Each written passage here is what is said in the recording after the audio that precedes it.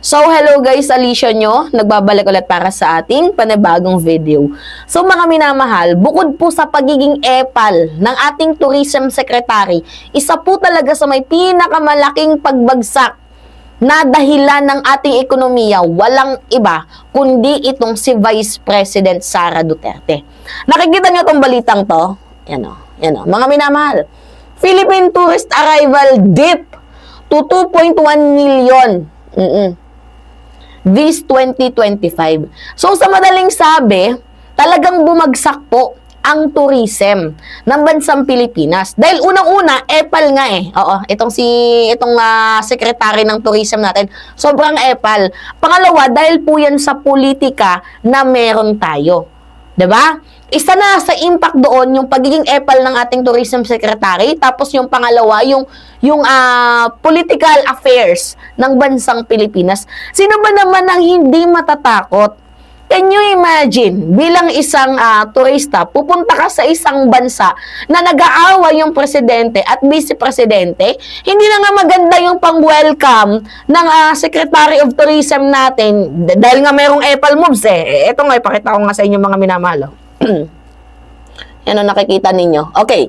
Sabi dyan, Christina's epal tourism told us by Asian Tourism Minister. Bukod sa pagiging epal ng ating tourism secretary, isa po sa may pinakamalaking impact, ulitin ko lang sa inyo, ay yung ginawa ng ating vice-presidente na nanggugulo. Diba? Biruin ninyo, sariling bansa nilalait. Diba? Paano pupunta yung turista sa bansang Pilipinas kung yung mismong vice-presidente, pangalawa sa may pinakamataas na posisyon sa bansang Pilipinas, nilalait mismo yung kanyang bansa instead na ipagmalaki. San Juanico Bridge, nilait. Nakakairita yung San Juanico Bridge.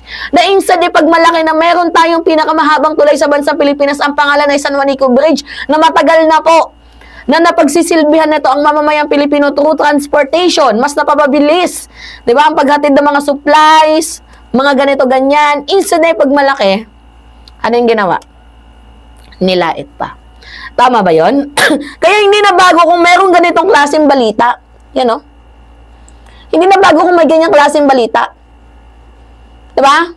Bakit hindi na bago? Dahil kagagawan din yan, mga minamahal, ng Philippine government.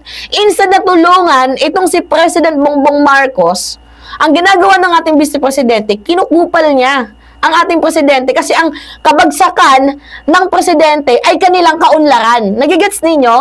Pag nakikita nilang nagda-downfall si PBBM, it means effective yung ginagawa nilang katarantaduhan. Mga minamahal. Okay. Ito yung sabi ni Remulla. John Vic. Okay. Sabi dyan, okay. Tourists aren't coming to the Philippines because they don't feel safe. So, hindi yun yung dahilan na ay hindi sila ligtas, kaya feeling nila hindi sila pumupunta. Mayroon pang mas malalim na dahilan. Bukod sa pagiging epal ni Cristina Frasco, tama ba ako? Aba, yung ating vice-presidente, malaking impact din yung kanyang ginagawa. Sabi dito, that was Interior and Local Government Secretary Juanito Victor John Vic Remulla, explanation of why visitors' arrival in the Philippines are exceeding low and the country is at the tailend of tourism in the Southeast Asia.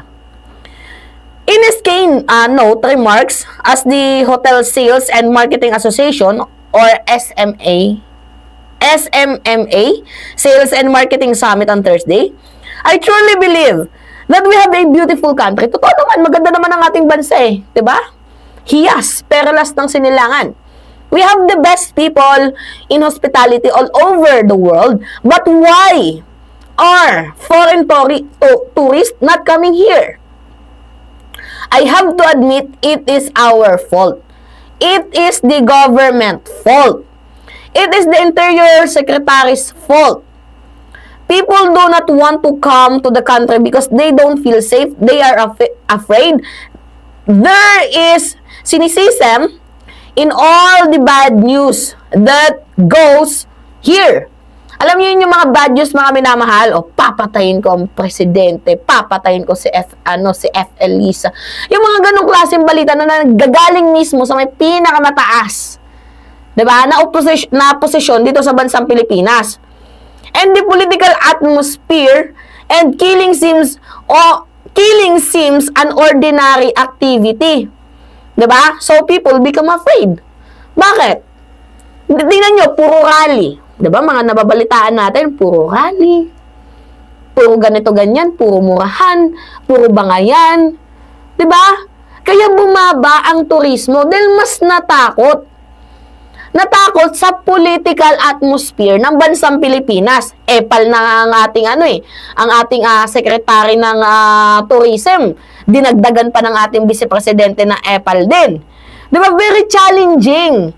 Itong kinakaharap ng ating ekonomiya. Talagang sobrang challenging, mga minamahal.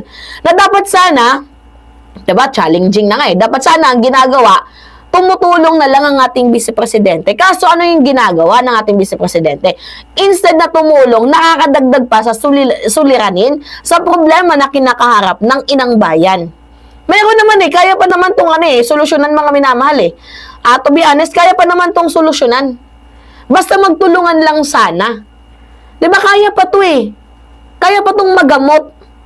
Kaso ang ginagawa nga, imbes na nagkakasundo, nagkakawatak-watak tayo. Kasi kasiyahan ng mga DDS ang magkahiwa-hiwalay ang mga mamamayang Pilipino. Hindi na nga tayo united eh. Gets ninyo?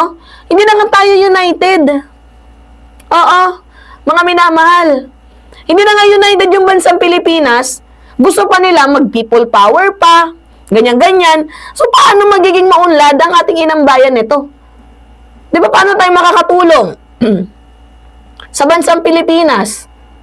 Di ba, sila lang din ang sumisira ng imahe ng Pilipinas.